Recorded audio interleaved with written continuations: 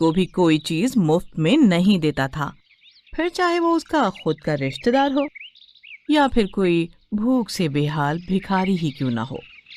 गांव में किसी ने भी राम प्यारे को कभी दान पुण्य करते नहीं देखा था। एक दिन गांव के एक बुजुर्ग राम प्यारे की दुकान पर आए और उससे बोले, कैसे हो बेटा? राम जी भला करें। खुशबू तो बड़ी अच्छी आ रही है, हैं? राम राम ताऊ, गरम गरम समोसे और जलेबी हैं, बस अभी अभी कढ़ाई से निकले हैं। बताओ कितने की प्लेट लगवा दूं? यहीं खाओगे या घर ले जाओगे? अरे नहीं नहीं, वैसे नाश्ता तो करके निकला था घर से, पर समोसे जलेबी की खुशबू खींच लाई तुम्हारे पास है। ऐसा करो, एक समोसा और एक ही जलेबी खिला दो। बटुआ तो मैं लाया नहीं बेटा, वरना बच्चों के लिए भी ले जाता। बटुआ नहीं लाए? अरे तो पैसे कैसे दोगे ताऊ? अरे तभी तो कह रहा हूँ बेटा, बस चखने भर को दे दो, उसके भी पैसे लोगे क्या? शर्म नहीं आएगी तुम्हें? अरे शर्म क्यों आएगी, दुकान है मेरी, मुफ्त की चीजें खिलाऊंगा तो कमाऊंगा क्या? अरे इतनी तरक्की कर रहे हो बेटा, हैं? थोड़ा दिल से भी बड़े बनो प्यारे, हैं? दान काज तो तुम करते नहीं, थोड़ा ऐसे ही पुण्य कमा लो। मेरी चिंता मत करो ताऊ, जाओ घर जाओ, समोसा जलेबी का स्वाद चाहिए तो घर से बटुआ लेकर आओ। इस दुनिया में कुछ भी मुफ्त नहीं मिलता है। हाँ, और हाँ एक बात और, मैं माल अच्छा बनाता हूँ, मेहनत करता हूँ, तो मेरी दुकान में ग्राहक आते हैं। हाँ। राम खिलावन वहां से चला जाता है। ये कोई नई बात नहीं थी। राम प्यारे ने कभी किसी को भी मुफ्त में अपनी दुकान से कुछ नहीं दिया था। गांव में सबसे बड़ा मकान राम प्यारे का ही था। दुकान की बढ़िया चलती थी। घर में सीधी साधी पत्नी प्रेमलता और 2 बेटे रवि और किशन थे। दोनों बेटे शहर में रहकर पढ़ाई कर रहे थे।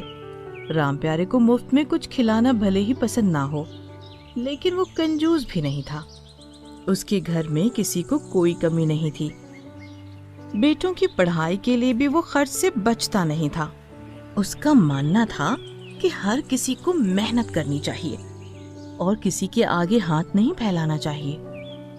दूसरी तरफ गांव के बाहर एक धर्मशाला चलती थी, जहां गरीबों को मुफ्त खाना खिलाया जाता था। और तो और, गांव का या बाहर का भी कोई राहगीर वहां भूखा पहुंच जाए तो उसे मुफ्त में खाना खिलाया जाता था। धर्मशाला में 3 लोग रहते थे, 2 खाना बनाने वाले कारीगर और एक धर्मशाला का संचालक किशोरीलाल। सब किशोरीलाल को बहुत दुआएं देते थे। उन दिनों राम प्यारे के दोनों बेटे कॉलेज की छुट्टियों में अपने घर आए हुए थे।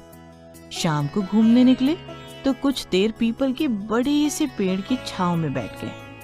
पेड़ के दूसरी तरफ गांव के ही कुछ लोग आपस में बातें कर रहे थे। उन्हें रवि और किशन के वहां होने की भनक तक नहीं थी। और सुनाओ प्रताप भैया, खाना वाना हो गया? हाँ भैया, आज किशोरी लाल के यहाँ ही खा लिया था। मानना पड़ेगा, बड़ा अच्छा काम करता है। मैंने देखा दिन भर गरीबों की लाइन लगी रहती है धर्मशाला के बाहर, पर कोई भूखा नहीं जाता। हाँ भैया, बड़ा ही भला आदमी है किशोरी लाल। लगता है शहर में ही कुछ बड़ा काम होगा उसका, तभी तो इतना दान पुण्य कर लेता है। और एक ये है अपना राम प्यारे, धन्ना सेठ हुआ जा रहा है, और मजाल है जो कभी बिना पैसे के एक दाना भी खिला दे किसी को। लगता है भगवान का भी डर नहीं है उसे।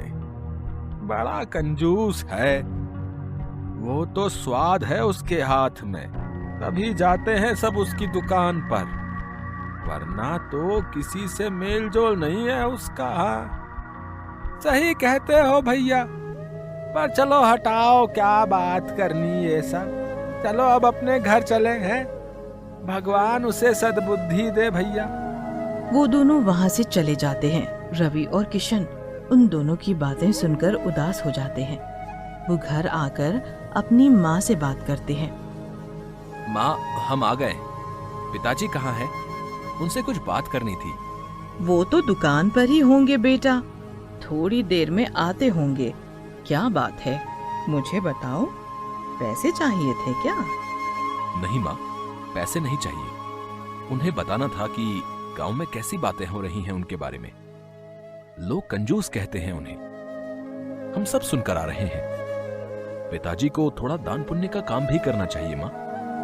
भगवान की दया से सब कुछ बढ़िया है तो फिर परेशानी क्या है? हाँ बेटा, बात तो सही है। मैं तो थक गई हूँ उन्हें समझाते समझाते, मेरी एक नहीं सुनते। इतने में राम प्यारे घर वापस आ जाता है और सबकी बातें सुनकर नाराज हो जाता है। प्रेमलता को बीच में ही रोक कर कहता है, हाँ, और सुनूंगा भी नहीं तुम्हारी कोई फालतू बात। हाँ, तुम लोगों को कोई